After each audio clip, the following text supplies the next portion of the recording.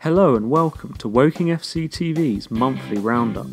In this episode we take a look at August, as Alan Dowson's Cardinals look to start strongly in a jam-packed opening month with 7 games in 23 days. It was a busy pre-season at Kingfield. Following the disappointing relegation from the Vanarama National League at the end of May, Woking announced Alan Dowson as their new manager. It's just the place itself, the addition. Listen, you're doing it. I'm a local lad and all that, you know, and stuff like that. And obviously with Martin, my assistant manager, we used to talk about working a lot about the glory days. I played against Jeff's teams as a player. I know all about the club. I know about the area as well. And the attraction is, you know, you can build this as far as you want to be honest, I believe. I want to get everybody on board. I want to meet everybody. I want to get the local community involved in it as well. I'm not into projects. I'm not going to say it's going to take 5 years to build a football league side, or it's going to be 2 years to do this. I've got to go and win a game of football, and that's what my team's got to do. Assistants Ian Dyer and Sky Sports commentator Martin Tyler followed the Geordie to Kingfield from fellow National League South rivals Hampton and Richmond. Together they brought a handful of players with them, including captain Josh Casey, Charlie Wassmer, Nathan Collier, Jack Cook, Christian Jolly and Max Kretschmer, arriving for his second spell at the club. Meanwhile, trialist Paul Hodges impressed in pre-season, earning himself a contract along with a number of academy players, including pacey winger Reggie Young and winner of last year's Goal of the Season competition, Declan Appau.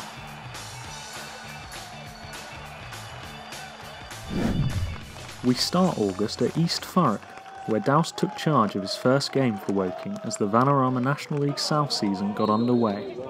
East Thurrock were missing last year's National League South top scorer Sam Higgins, who had arranged his wedding for the opening weekend of the season, as well as manager John Coventry, who was on the guest list.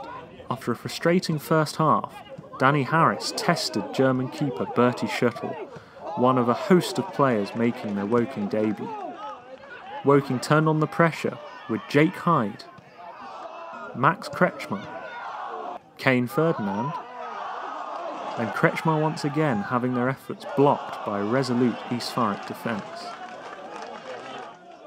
The game's defining moment, however, came deep into stoppage time. A corner for the hosts turned into a pivotal counter-attack, Jake Hyde playing a long ball to Reggie Young, whose lightning-quick speed led to him going down under pressure, the referee pointing to the spot.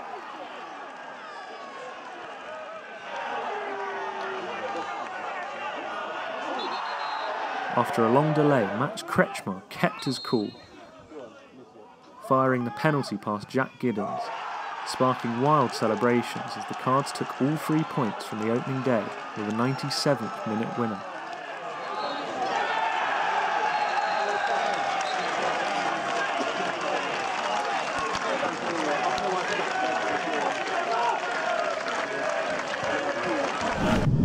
First half was crap, useless, everyone, and had to really tear them at a half time. Second half we got better, and I thought when Reggie come on, because the game was getting more stretched, we put Reggie and Hodgie on, and we looked like we missed a couple of setters in, and I thought second half for a 20-minute period we done it here. The first half was scandalous, to be honest, and I wasn't happy at all, but we need to get better. The Cards hosted St Albans City the following Tuesday night, as over 1,600 fans attended the first home game of a new era. Dowse made one change as he looked for 2 wins out of 2, with Greg Lure replacing Fabio Saraiva, who was loaned out to his former club Mercham later on in the month. Woking started bright, with Max Kretschmer being denied only by the linesman's flag. The game changed in a crazy 10-minute period after the break, as the visitors broke the deadlock. David Moyo with an absolute peach, which is worth another look.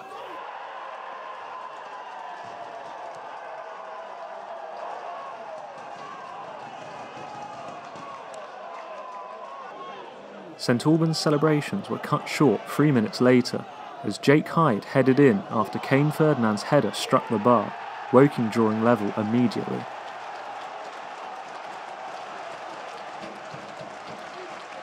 The visitors were reduced to 10 men, ex-Aldershot defender Ben Hurd receiving his second yellow card of the second half in the 84th minute, bringing down Reggie Young after a delightful nutmeg. Woking could smell a winner. Ferdinand's shot heroically blocked, before Ian Gale slid home the winner 5 minutes from time to give Douse back-to-back wins.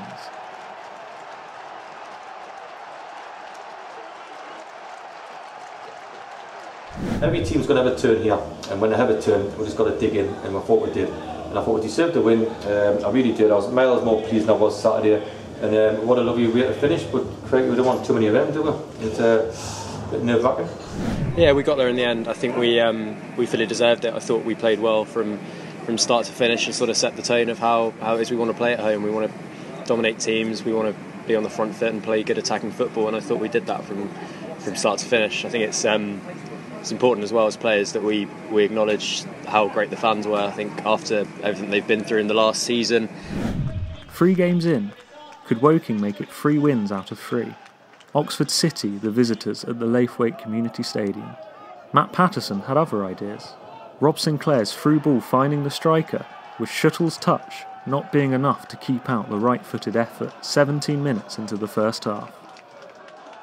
3 minutes before half-time, Woking found a way back into the match. Greg Lure's cross judged to have been handled by Josh Ashby. Kretschmar stepped up and scored his second penalty of the season.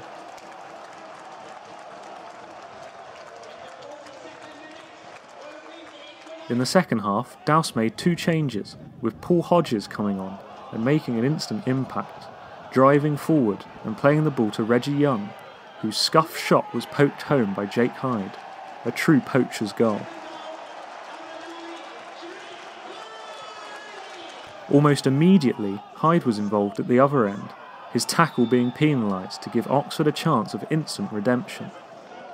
Patterson stepped up and found the net for the second time, sending Shuttle the wrong way. Woking were gifted an advantage, Ben Jefford receiving a second yellow for a late foul on Hodges. 2 minutes later, and the Cards were ahead for the second time in the afternoon. Max Kretschmar's cross, well controlled by Hodges, who poked it home in the top right corner, a first goal for his boyhood club. There was still time for a second Oxford City sending off, this time Luke Riddick, pulling down Jake Hyde, who was through on goal to gain his second yellow. The Cards held out for a 3-2 win, making it a trio of victories to kick off the new season. But we've got senior players in the team who played in the higher level and played a lot higher, and you're looking, you're thinking, are you sure? We ever passed it, that we ever moved, and you're thinking it takes a kid who lives across the street who's playing 2-3 leagues down, and it takes a young kid to have anything about him. And we won the game, yes, we have, please, I'm a help. I thought it was absolutely useless. So there you go, that's what I think anyway, and we'll let them move on quickly because we've got a game Monday. You know, like I've said before, like Douse has said before, I've watched so many games. I've sort of watched Woking over the years since I was little, and to come on for however many minutes and then play like I did, which I think I've done all right, and to grab a goal, obviously the winning goal was really nice. So it's a good feeling for however long I was on.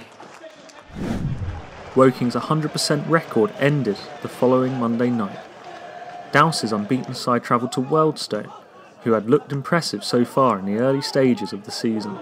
It was Wealdstone who did the raiding on the night, in what was a poor second half. Woking were on the other end of another penalty decision. A heavy spell of pressure led to Kieran Kinder-John colliding with Dave Pratt in the box, with the ref pointing to the spot. Matt Lench stepped up as Woking conceded their second penalty in 2 games.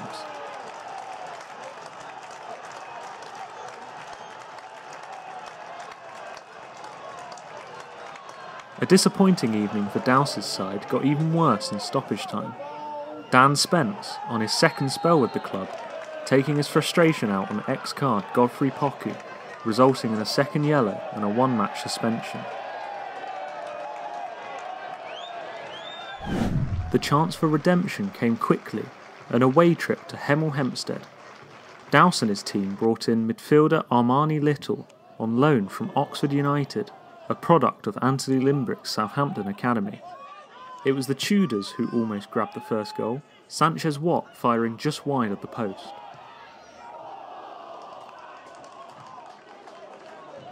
After the break, Woking's improved performance paid off.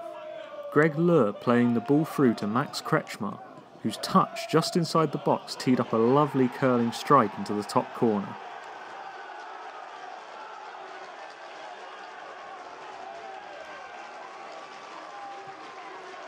Woking doubled the lead soon after, a long ball from Jack Cook finding Dwayne Ofori-Acheampong, who outpaced Ishmael Yakubu and slotted the ball home, giving Douse his third win out of 4.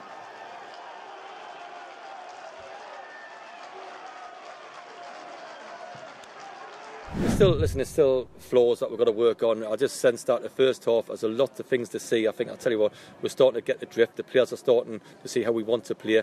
And I thought we had a 10-minute spell in the second that we went back to a little bit of bad old wheels, to be honest. But you're going to get that away from home against a side what's in the top 5. It's as simple as that. So, I'm pleased with the win. Yeah, no, good performance from the boys. I think after that performance away at Roadstone, we had a good training session where we was able to work on that patterns of play. I think that was the only thing since I've been here that we've been missing, like in terms of just knowing a lot of good players, but knowing exactly what he wants us to do while we're out there.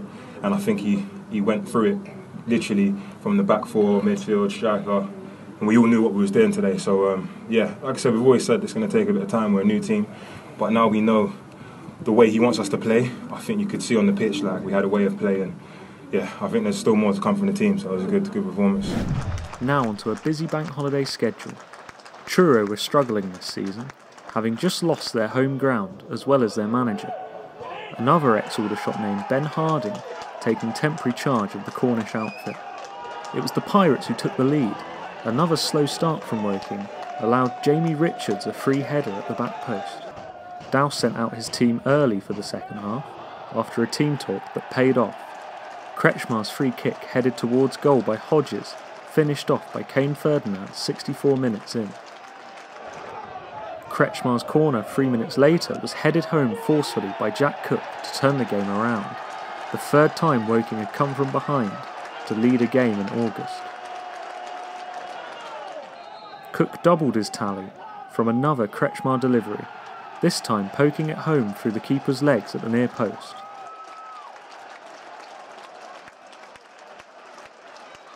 There could have been a fourth to round off the victory, Paul Hodges once again being fouled in the box.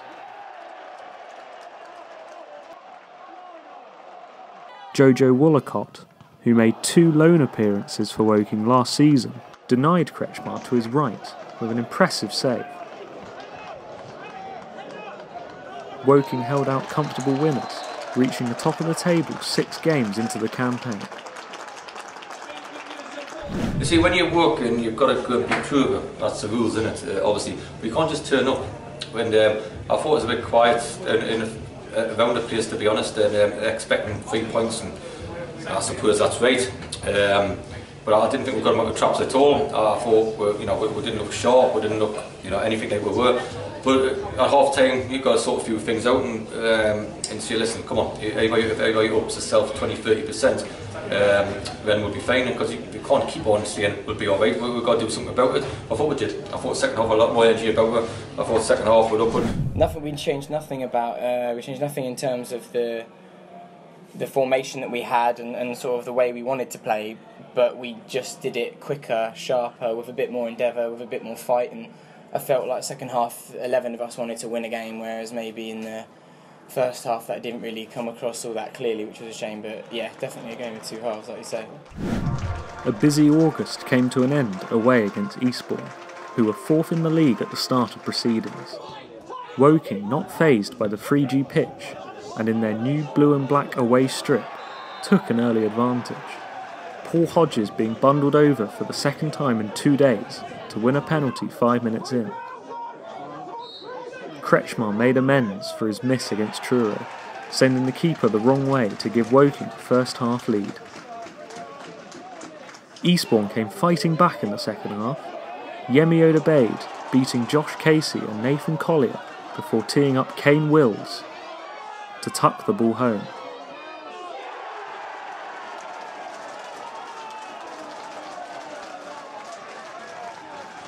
End-to-end action followed before Greg Lure's chasing down paid off, finding Nicky Wheeler. who laid it off to Acheampong, who once again was involved in the goal. His right-footed cross glanced in off the post by Kane Ferdinand, giving the Cardinals another late winner, cementing their place at the top of the table.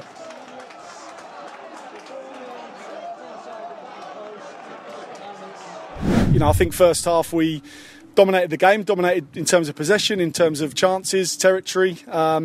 Disappointed probably not to come in maybe a goal or two more up, which may have made it more comfortable second half, dealing with the pressure. But, you know, that will come. And I think, like I said, we had to show some different qualities second half, which are equally as pleasing, really. And we've just said to the boys in there, you know, don't discount character, hard work, desire to keep going in a game under a lot of pressure in the second half. And we weren't at it second half as the same pace as what we were the first half, and obviously they'd stepped up their pace, and I think but we rode the storm and we come out of it, and I think that's definitely the positive, because there's going to be games like that where you're under the cosh, and I think everyone just dug in together. Woking finished the month top of the table with an impressive 18 points from 7 games. Their first opponents of September just 2 points behind them. Billericay Town up next, as Dowse and his side look to cement their place at the top of the National League South table. Join us next time for the top of the table clash, as well as our opening game in the FA Cup. Thank you for watching. Here's Dowse and kitman Malcolm Jobling to sing us out. Ready? A 1, a 2, a 1, 2, 3, 4, right? Bring me sunshine in your smile. Bring me laughter all the while. In a world where we live, there should be more happiness. So much joy you can give to each brand and brand tomorrow. Make me happy. You can sing if you want, Mark. Through the years, that's better. Come on, boy. Never bring me any tears. Let your arms be as warm as the sun from up above. Bring me fun, bring me sunshine, bring me love. This for you, here's up. I hope you're all very happy singing the short you love. Bye bye. There's no way to top that other than to say thank you very much. I promised the staff I would do it, I mean, I was going to do it. Bring me sunshine, bring me love.